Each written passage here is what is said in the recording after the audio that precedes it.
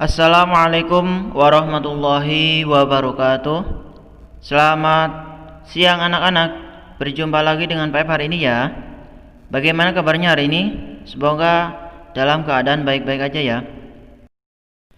Baik anak-anak, hari ini kita akan belajar pelajaran fikih kelas 4 SD.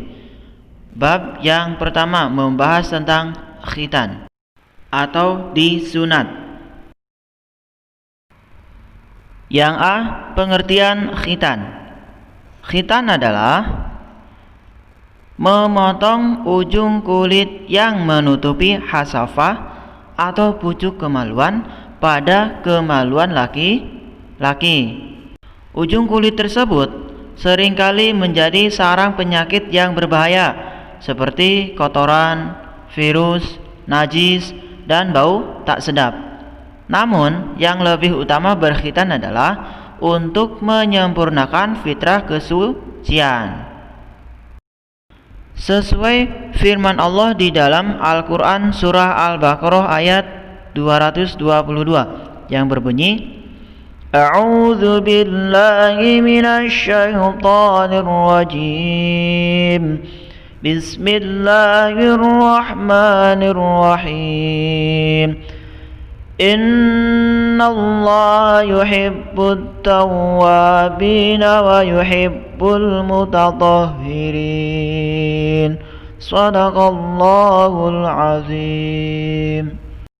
Artinya adalah, sungguh Allah menyukai orang yang bertaubat dan menyukai orang yang menyucikan diri. Quran surah Al-Baqarah ayat 222. Penjelasan selanjutnya yaitu yang B, sejarah khitan. Berkhitan ini merupakan perbuatan yang telah dilakukan oleh manusia sejak zaman dahulu.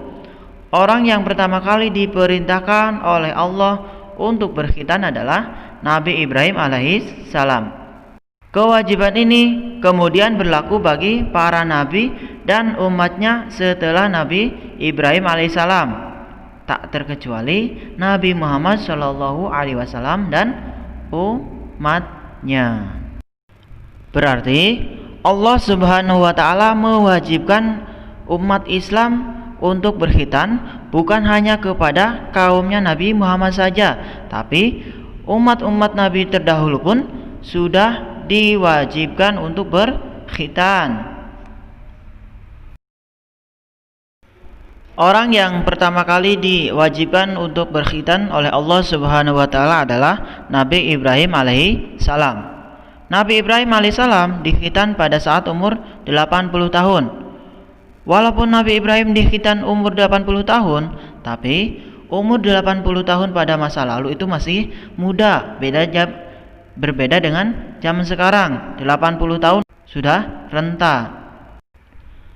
Kemudian orang yang kedua dikhitan adalah anaknya Nabi Ibrahim yang pertama, yaitu Nabi Ismail. Nabi Ismail dikhitan pada saat umur 13 tahun. Setelah Nabi Ismail dikhitan, kemudian orang yang ketiga dikhitan adalah anak Nabi Ibrahim yang kedua yang bernama Nabi Ishak. Nabi Ishak dikhitan pada saat umur 7 tahun. Kemudian Nabi Muhammad SAW. Di khitannya Nabi Muhammad SAW ini ada dua pendapat. Pendapat yang pertama yaitu mengatakan bahwa Nabi Muhammad dikhitan sesuai tradisi Arabnya, yaitu Nabi Muhammad dikhitan oleh kakeknya sendiri yang bernama Abdul Muthalib. Dan pendapat yang kedua mengatakan bahwa Nabi Muhammad itu sejak lahir sudah dikhitan.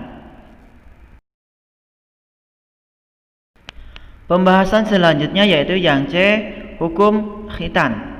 Berkhitan diwajibkan bagi laki-laki, tapi bagi perempuan tidak diwajibkan. Berkhitan biasanya dilakukan pada waktu kecil, yaitu semenjak lahir sampai menjelang usia balik atau dewasa, sekitar umur 12 tahun.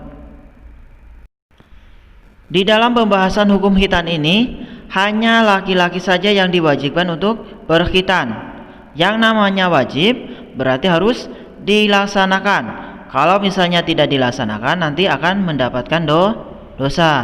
Tapi untuk perempuan ini malah tidak wajib, karena ketika seorang perempuan dikhitan, takutnya nanti akan ada akibat buruknya di masa yang akan datang. Makanya di sini yang diwajibkan untuk berkhitan adalah laki-laki saja, karena laki-laki lebih banyak, karena laki-laki ini kebanyakan masih membawa kotoran atau najis di kemaluannya ketika belum dikhitan.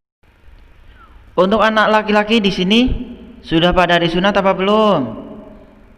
Kalau misalnya belum disunat, segeralah untuk disunat agar bisa menyempurnakan ibadah sholat kita. Karena bagi anak laki-laki yang belum disunat, berarti ketika sholat dia masih membawa najis, sisa-sisa air kencing yang ada di kemaluannya.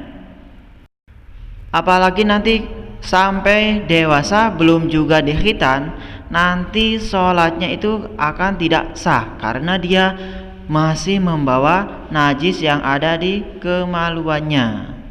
Makanya bagi yang belum dikhitan, segeralah untuk dikhitan agar bisa cepat-cepat menyempurnakan ibadah sholatnya. Kemudian pembahasan yang terakhir yaitu yang D, hikmah dari khitan. Hikmah dari khitan semuanya ada 4. Yang pertama, melatih ketaatan dan kepatuhan kepada Allah Subhanahu wa ta'ala, karena telah menjalankan perintah dari Allah Subhanahu wa ta'ala. Hikmah yang kedua yaitu melatih untuk hidup sehat dan bersih. Seseorang yang sudah dikhitan nanti dia akan terbebas dari najis atau kotoran sisa-sisa dari air kencingnya tersebut.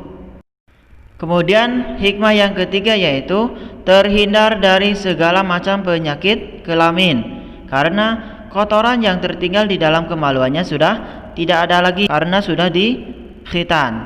Dan yang terakhir hikmahnya yaitu memudahkan kita membersihkan setiap najis yang dapat menempel pada kemaluan kita. Sampai sini sudah paham anak-anak? Kalau sudah paham, mungkin cukup sekian pembelajaran hari ini. Kita lanjutkan lagi minggu depan. Wal afu minkum. Wassalamualaikum warahmatullahi wabarakatuh.